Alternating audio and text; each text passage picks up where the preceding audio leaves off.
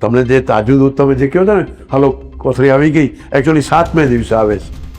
એની જે પ્રોસેસ જ એવી છે કે ગામડેથી દૂધ જાય ચિલર પ્લાન્ટમાં, ચિલિંગ પ્લાન્ટમાં જાય, ચિલિંગ પ્લાન્ટમાંથી મોટા ટેન્કર ભરાય, પછી જાય અમૂલમાં કે માઈ ડેરીમાં, ત્યાં પછી એમાં બધી પ્રોસેસ થાય અને એમાં 22 જાતના કેમિકલ પડે.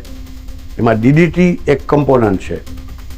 ડીડીટી એમાં જંતુ મારી નાખે ને, કે જંતુ વગરનું દૂધ દેવું છે લોકોને, હાઈ ક્લાસ હેલ્ધી દૂધ દેવું છે, એટલે ડીડીટી એટલે એ જંતુને મારનારો પદાર્થ.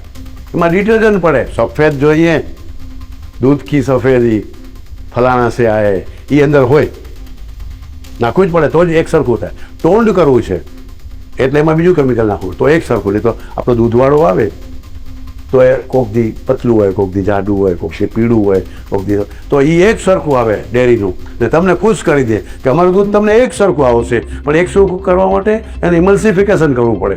ઇમલ્સિફિકેશનમાં ખાસ કેમિકલ નાખવું પડે તો એ એક સરખું આવે. એક સરખો કલર, એક સરખી કન્સિસ્ટન્સી, એક સરખી ઘનતા, એ બધું આવે.